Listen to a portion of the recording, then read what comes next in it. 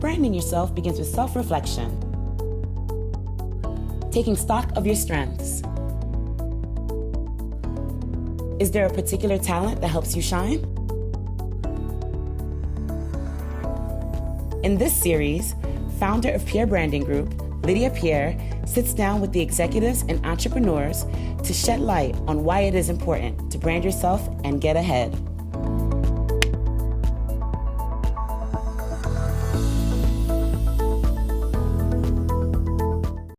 On this episode of Brand Yourself and Get Ahead, join us as we sit with Antonio TraMel Davis, singer, songwriter, author, event host, physical therapist, mentor, and coach, to chat about being a challenger brand and pursuing your dreams and keeping yourself in the game no matter how scary it gets. We discuss common music industry stereotypes and how to work around them and have a great career in the music industry regardless of your age. Watch as we get his take on how being a challenger brand is about having a mindset that is able to see beyond business ambitions, conventional resources, along with an intent to bring change to an industry.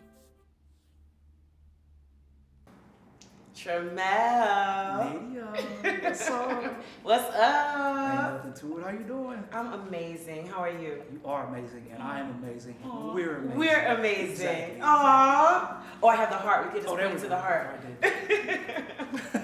Yes, thank you so much for joining me today. No, thank you for inviting me. Oh, of course, of course. You know, you are one of my favorites. Don't tell the others. I won't. Okay, good. Yes. I mean, you're so dope. And I don't say that just because I get to work with you, but because you just have so many different facets to you. I mean, you are a songwriter, you're a singer, you're a physical therapist, you're a father. I mean, you're just dope all around. Well, thank you. And it's good to actually be recognized for doing things because a lot of times when you do what you're supposed to do, you don't get credit. That's so true, especially as a father, right? Yeah, and it's like I'm not doing anything special. I'm just doing what I'm supposed to do as a father. But it seems like for some reason people just find that amazing. We know the reason. Why is it? Because, I mean, there's not many fathers who are as present as they should be, unfortunately. And unfortunately, especially in the Black community, it's not something you get to see a lot. And it's a beautiful thing. It doesn't mean it doesn't exist, though. Right. There's a lot of great, amazing fathers. It's just people like to hear the bad stuff. Bad publicity, I guess, is really what stays in the forefront. Yeah, people remember bad. I mean, bad is what sells. If Yeah. you look at the news, that's it all the time. Just bad stuff. So I like to be able to be shown or exhibited in a positive manner. Okay, awesome. Well, despite the fact that it's not showcased the way it should be in the world or in the community, what keeps you doing what you do? I think it's more or less my childhood. Okay. My father was there physically, but emotionally he was not. And still we had a little issue today. So I think with each generation or with each chance, you want to build and be better than the last. So I'm trying to put some things in place that weren't there for me. So in terms of fatherhood, I want to be there for my kids emotionally. I want to actually have conversations with them, talk to them. I want them to feel like I'm more than just somebody that pays bills. You know? That I'm actually there for them as people, as individuals, as human beings, more so than just my kids sit down and do what I tell you to do type father. Right. And you have such beautiful kids. Oh, You have thank a boy and a girl, correct? Yeah. Yes. And the girl's the older one, and she is, what's her name? Bossy? That is Ashton. That's my mom right there. Ashton, yes. And then you have Antonio Jr. Little Antonio. Little Not a Antonio. junior. He's an Antonio, but I didn't want to do junior to him. I let him have his own. Why not? I just wanted him to have his own thing. I like that. And it's interesting because the name that you go by, which is TraMel, Yes. is actually your middle name. It is my middle name. Yes. And how did that become your thing, your moniker? Well, I just thought it was a name that just sounded good. Okay. I thought my mom did a great job of picking it out. Awesome. And so professionally, I do go by Antonio, but in terms of in terms of entertainment, singing, songwriting, I do go by TraMel. Okay. And you spell it uniquely as well. Yes, that is again my mother's doing. You know Yes. how we do. Yes. The M in the middle is actual capitalized, so Yes. it's TraMel. Yes. So why is that? Was there a particular reason behind it? She just wanted it to be different. Awesome. So your mama was branding you. Yes. Yeah. Actually, she did. Probably didn't know what she was doing as far as branding, but she did. Yeah. So that helped you be unique. Were you very aware of the fact that your name was not only, was definitely spelled differently, so to speak? Were you very aware of that growing up? Spelled differently, yes. I knew maybe 2 other TraMels, and they were all spelled differently. We all had different spellings. Okay, awesome. But the capital M, were you very, really, adamant about that growing up? At one point in time, I did want it lowercase because I wanted to fit in with everybody. Wow. And so I asked my mom if it was okay. I know her feelings were kind of hurt, but she said, "Oh yeah, you can do it." I did it maybe once or twice, and I just went on back to being unique. Yes. So that's awesome. Well, I'm glad that you embrace your uniqueness because it serves you very much so today, especially when you are creating your logo for your name and your brand. That's very prominent in it. Yeah. And that was with a lot of help from you. And I appreciate it. It does really speak of who I feel like I am as a person. Okay. So it's like an outward sign of who I am inwardly. So that's the importance of that logo and my name being on there with the gold and the purple and with the crown that actually kind of looks like a bridge because I wanted to be a bridge for my kids. Absolutely. And the purple is because of you being a Q, correct? That's part of it. Yes. But also purple is a symbol of royalty. Mm-hmm. So back during the times where indigo was very expensive, only people that were affluent could afford the indigo dye to make the garments purple. So that's why. So if you had purple, that was something of status. Absolutely. It's interesting. First of all, you're wearing purple right now. So that's pretty dope. I try to put it in everything. I see. It's like my color, like Prince, like that's my color. That's awesome. It's funny that you mentioned purple because Lydia in the Bible is actually the first businesswoman in the Bible, and she was the seller of purple. Oh, cool. Yes. You sell purple, you sell meat, you sell hey! That's what it is. No, that's very awesome. So I love that we have that kind of in common in a sense. It kind of brings us together in that way. But talk to me about your branding journey, because I know you were working on some things before me and you came in contact with each other and were able to start working. What was your life before PBG? My life before was a lot of comfort. Okay. And as a comfortable person, you have a tendency not to grow. And I have done things in my life to make myself uncomfortable just for the sole purpose of growing, just because being comfortable is actually boring to me. Mm-hmm. Like I'm not gonna go jump out of a helicopter or anything like that because I don't have a death wish. But in terms of like putting myself in mentally challenging situations, like when I became acute, that was a challenging situation. Coming into physical therapy was a challenging situation because of the demographics at the time. And even singing at this point in time is different. Because a lot of times people are like, why do you want to go into singing? Shouldn't you just be happy with physical therapy? Mm-hmm. I'm happy with it, I love it, but I want to do something different. I want to do something that caters to me as an individual, and being an artist allows me to be that. And so branding was the thing that allowed me to go within myself, see who I am, be uncomfortable with understanding who and how I presented myself, and then being okay with you putting a plan into place or putting a GPS system in place for me to get to the place where I wanted to be or how I wanted people to know me. That's awesome. And I remember when we were working on your brand and trying to figure out what makes you different and how to introduce your brand to the market, because like you said, you're going against the grain. Right. With a lot of the things that you do. So that's how we kind of came up with the concept that you are what we call a challenger brand. Right. So you're kind of brand that kind of disrupts the market and does things backwards almost. Yeah, and it's not like I do it on purpose. It's just, I think a lot of my upbringing, being involved in music early, and just the things that I was exposed to younger, it just made me see things from a different perspective. So it's not like I do it on purpose. Okay. It just ends up being that way. I just can't help but see things the way I do. That's awesome, because it serves a great purpose for you, and it makes you see things from a different light, from a different perspective, and it gives you the strength to push forward when things don't seem it should work out. You just kind of keep pushing. Just keep it moving. Yes. That's awesome. So where do you find the strength to continue to push forward and the energy to do so? Well, I've always been kind of a challenger, so to speak. Yeah. But I think the birth of my kids made a big difference in that. Because I think a lot of times we have parents that say you can be anything you want to be, but when you look at their life, they're not everything they want it to be. Wow. So I wanted to live out my dreams and actually show my kids what it looked like to pursue them, see the work behind it, see the sacrifice. And like to go from a profession where you know, you have boundaries you need to stay within to go into a place where everything is open to your imagination. It's a big jump in, you know, in a mental place to go from one to the other, and it's really hard. But the energy comes from looking at my kids' faces. I want more out of life, and I want them to have more out of life. So I wanted to be an example more so than anything. That's amazing, and that you are doing. I mean, I see the way they light up around you and how much they love their father. You take them on vacations and do all these things with them. It's just amazing to see you with your children and see your heart, the way you wear your heart with them. So kudos to you. Well, thank you. I kind of like them a little bit too. A little bit. Cool.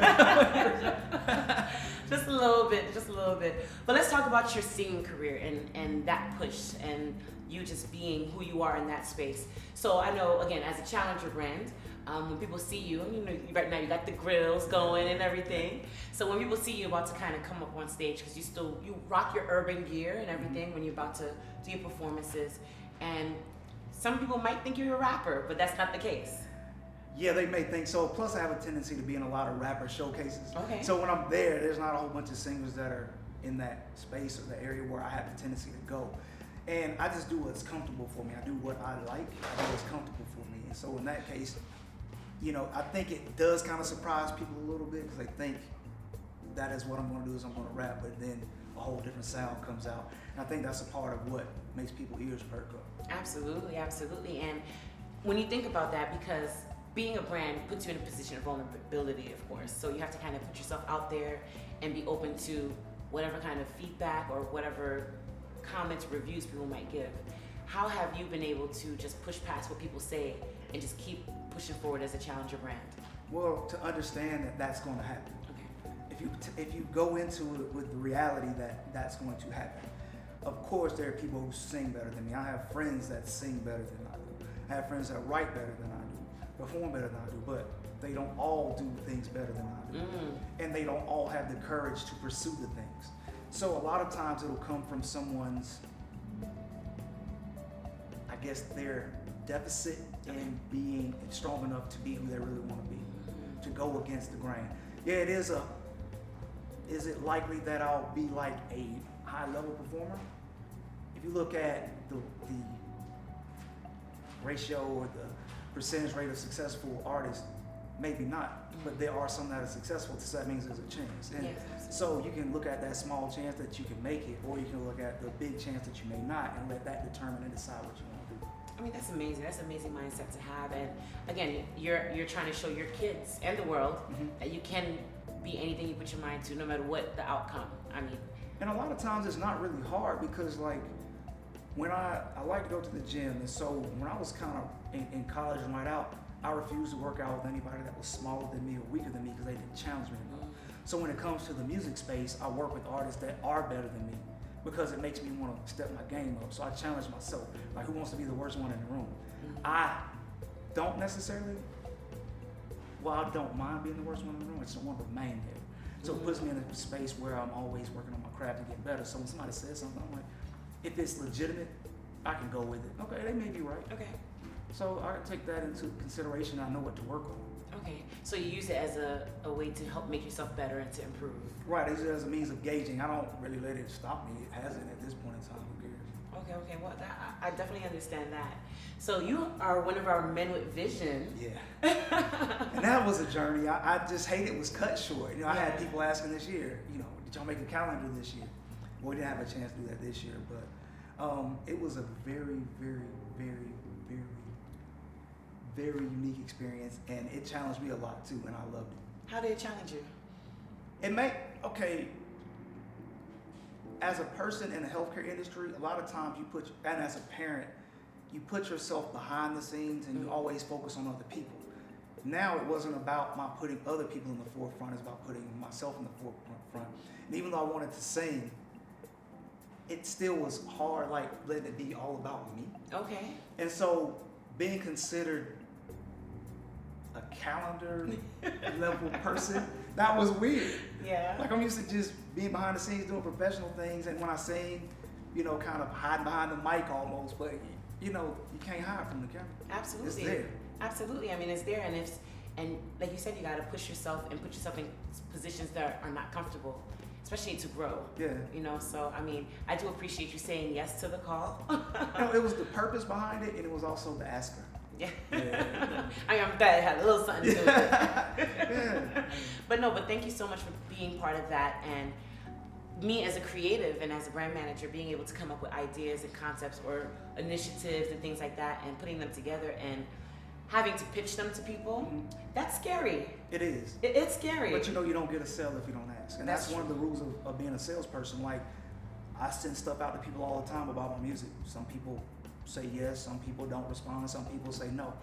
And, you know, everybody's not going to like it. And it's not for everybody too. Like, I have a certain, due to the fact that I went through the branding, I understand what my target market is. So Yes.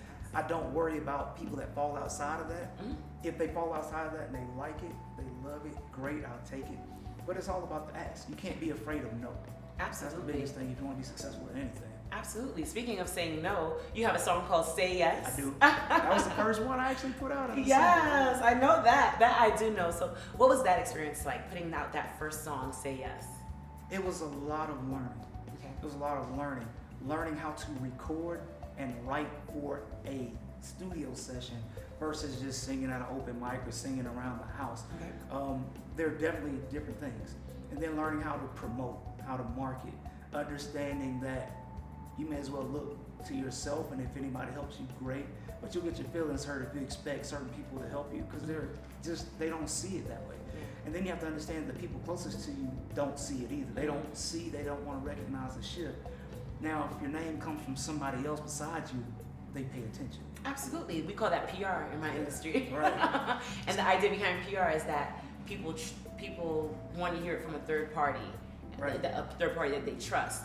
So instead of you advertising and talking about this is what I do, this is who I am, this is why I'm great, getting another person or another magazine, or when you're on a podcast, all of that is having a third party talk about you. So people tend to listen. It's like, what, man, it's almost like it's no different than, it is promo, but it's just something different about someone else putting the word out about you. And you know what's funny is, like, when I did Say Yes, I promoted that song for roughly 2 years. Flew to LA, went to Orlando, did some shows in Atlanta area, went to Virginia. And you would be amazed the number of people. It took one incident with a live band. It took that event for people to say, I didn't know you sing. Oh, wow. Dude, I've been promoting this song for like 2 years. What do you mean you didn't know? How did you not know? So it's amazing the things that perk people's ears up and make them pay attention. Yeah. And so I'm learning that as I go, because there's no guide to how to be a successful artist. There's just consistency and understanding how to pivot and when to change.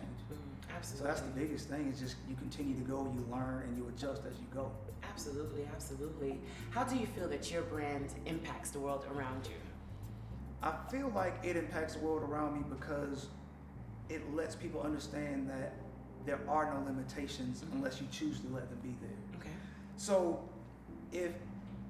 why can't I not be an R&B artist that still is a licensed practicing physical therapist? Absolutely. Why not be? People try to make you choose. Well, you should do this, you should do that, but there are not a lot of people that are open to you doing multiple things and being great at multiple things at the same Yeah, time. absolutely. I definitely agree, especially when they think there's a certain way a physical therapist should be or move for someone in that industry. And to see you go outside of that box and be more than that and still be a professional in that space, Right.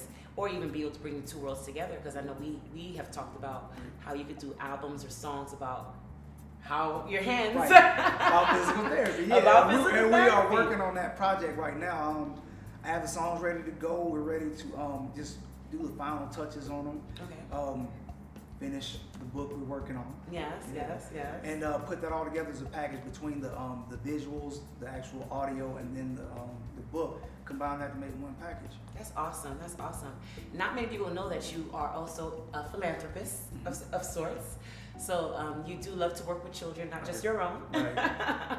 But talk to me about the musical program that you're looking to start to work with children.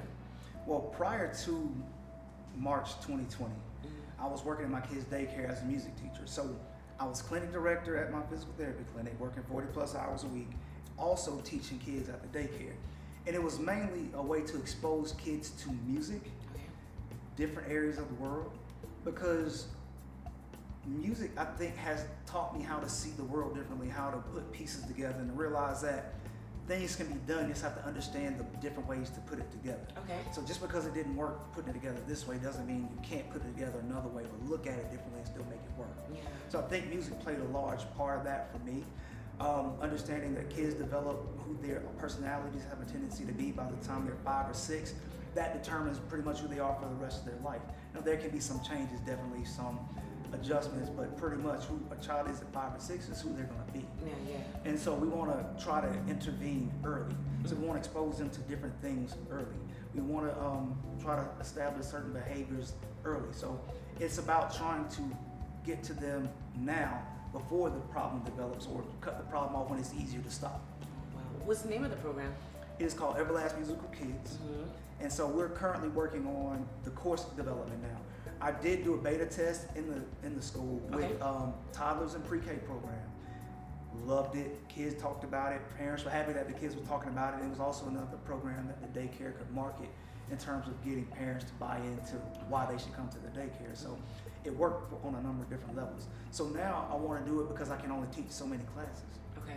So I want to do it to make it easier, or if someone doesn't teach music, they can take my program and still teach music to kids of that age range. That's amazing. So I want to multiply myself because I can't, number one, I can only do so many locations at one time. Yes. So I have to put something in place to grow it, to be able to scale it up in the next portions of content creation. That's awesome. That's awesome. And you said the name is Everlast for Kids. Talk to me about Everlast. What does that mean to you? Everlast was a term, it's a boxing equipment. Okay. Brand of boxing equipment. Yes. But also, so it's known to be a tough piece of equipment. But also, Everlast is something that has a beginning but has no end, and that's the mark I want to leave on the world. You can say the impact started on this date, but where the impact ends, who knows? Wow. And I hope to impact a lot of people through what I do. So the music is a platform for people to see this crazy looking person and understand that he may be slightly intelligent at times, and that I have more to talk about than just what I talk about musically. Awesome. That's amazing. And I like that you said that Everlast it has a beginning, but it doesn't necessarily have an end. And music is really like that as well. Right. I mean, especially really good music. I mean, there's songs that people still listen to. The people who created are no longer with us, and they just go on and stand the test of time. Are you looking to try and create that kind of music? I definitely am. I want to be considered on the playlist when people say, hey, we're about to have these adult activities. I want to be on the playlist. I definitely want to be responsible for kids being born, couples getting along, makeup, sex. I want to be a part of that whole phenomenon. Like, I want to be in that. So I want to make timeless music. I want to make love music. I want to make sex music. We're not all about love all the time. That's true. That's true. And if you have two people that are having consensual relationships, then they're not disagreeing. They're on one accord. They're having fun. So that's what it's all about. It's about bringing peace to the world. Absolutely, absolutely, and also bringing people together, because music does that very much so as well. So, and the way that you allow music to kind of flow through everything that you do. I mean, it's part of you. Right. It is you. There's a song for every mood. Yeah. Like when you go through your breakup, there's a song. When you're feeling hyped about a basketball game, a football game, there's music involved. At funerals, there's music involved. When there's praise and worship, there's music involved. Music is involved in so many aspects of life that I want to just definitely put my stamp on that. I want to, for when music is considered, that you hear and understand that TraMel is a part of it. Absolutely. If there's one thing you could change about the industry, what would it be?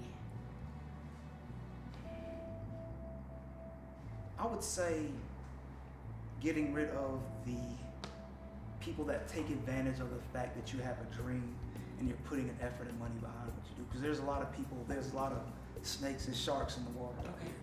And so, unfortunately, you have to learn that way, and it's a shame that that's one of the things that may even keep somebody from doing it, is that you get taken advantage of so many times, you don't know who to trust. And so at some point in time, it seems like it's not even worth it. But you keep pushing. You keep pushing. Yeah, you keep pushing, and you keep being that challenger brand. Right, right. And I know, and I'm so happy to be a part of the brand and be part of all the things that you do, and be able to be part of seeing your greatness and to see not only the passion but your heart. That's a big part of it. Even you being part of Men with Vision, through that, I personally have been able to see life through your eyes, and it's just been amazing to see the world in that way, and to see the way that you talk and you're so vulnerable, the way that you just allow your vulnerability to show in your music and in your day-to-day life with your kids and everything. How has vulnerability played a part? I think some of the best songs are written out of emotions. Yeah. Breakups, the newness of love, children being born. I think a lot of that's there. So in actuality, songs allow me the ability to get past a lot of emotions. Breakups with certain people, anger with certain things that go on in life, wanting to leave a message for my kids. Like, I can talk to them all day, but if I record a song, publish it, it's there for them to go back to, for their kids to listen to, so it's there. Yeah. So I want to, like I said, leave a mark wherever I go. And, the same mark that you left on me. It's one thing to think you're okay, but for someone such as yourself to be like, you're dope, you're dope, you're dope, you're dope. And like, after a while, am I? Maybe I am. I am dope. You are. So like, I got more than a brand manager. I got like a best friend. I got a confidant. I got somebody to talk to about anything and everything. We talk, man. We can talk about. We be talking. Yeah. Like motivation every morning, sending videos to each other of motivational things just to get through the day. So we know at least one person supports us. Absolutely, and that means so much to me. Like, I know we've talked about it, about how much that means. And that's what I love about our relationship, is that we get to really just be vulnerable and talk about things. But you being my cheerleader, it means so much to me, because it gets hard. It gets hard as a brand manager to always have to find that positivity and to keep people motivated and encouraged, especially when sometimes you're wondering. I have our moments where I wonder, am I good enough? Am I really what people think I am? And now I'm in the space, and this is me being vulnerable because you bring this out of me. Now I'm in a space where I'm going from being behind the scenes to being more in front of the scenes. And that took a lot to embrace. And what I love about our culture within PBG is that you guys are with the shits. I don't know how else to say it. All day. So like, even with anything that I say I'm trying to do, you guys are right there with me, ready to do it with me, and ready to just be just right there with me. And I just so appreciate it. I couldn't do this without you guys. And we just want to return the energy. Like, you give us so much. Like, you can at times, and you have been, like a dump of everybody's negative emotions. And so I had to even learn myself, like, don't just be giving her all that negative stuff all the time. Give us some good stuff. Yeah. Because we're all susceptible to the ups and downs. And like, I want to be there for you just like you're there for me and the rest of us. Like, I know Eddie's there for us, Auntie Geraldine's there for all of us, and we're there for you. So we appreciate you more than you could ever know. Like, those are the type of things that are invaluable. So when I work with somebody, I don't want it just to be, I pay you to do this thing and that's it. I want to have a relationship with the people I work with. That's important to me, because I think it brings about a different energy. Yeah. So if I'm talking to you before I perform, you're like, you can do, give them this, give them that, give them that. And I'm like, I'm going to give them this, I'm going to give them that, do everything said. And I think even the way I perform has changed since being around you and just having such a positive person in my corner. So I thank you, like, you have no idea. Aww, you're going to make me cry. This is my interview. I'm sorry. No, but I so appreciate the opportunity to not only see this, just to see myself in you all. Like, I guess that's the biggest part. I get to see myself in you guys. And so you have an everlasting impression on all of us. There's a beginning, there's a start, but where does it end? Where does Lydia Pierre end? Yeah. Aw, that's so dope. You're so dope. Well, thank you. I actually believe it now. You really, really are dope. You really are, and I'll keep saying it. I'll keep reminding you. And I mean, it's the truth. It's the truth. So where can people go to find all of this dopeness? People can find all of this dopeness on my client page that's on your webpage. Hey. You can find me on all my social medias, TraMel, EEG, TraMel, EEG. On Twitter, IG, Facebook, whatever. Some everything. Awesome. And you have the website, which we're working on. Right. Which is officialtramel.com. Officialtramel.com. Awesome, awesome. We're looking forward to continuing this dope relationship that we have and this dope culture, because we move like a family, move like a unit here at PBG. And it's gang. You already know. Gang. So we're looking forward to continuing to grow together as a unit. The team is growing, so we're about to have even more behind this engine that is PBG to be able to help push you guys to the limits. Like, I'm ready. I'm ready. Take me to the threshold. Like, Yes, I'm ready to go. yes. I'm ready to push the issue. I'm ready to just challenge anything and everything that we have in our ability to do so. Awesome, awesome. Well, thank you again for trusting me with your brand and trusting me with just everything that you bring to the table. I just really appreciate it. Well, thank you for everything you've done for me, everything you're doing, and everything we will do in the future. Awesome, awesome. Well, that's it for now. But there's so much more to come. Yes, it is. Because it's everlast. Everlasting. Thank you again. Thank you.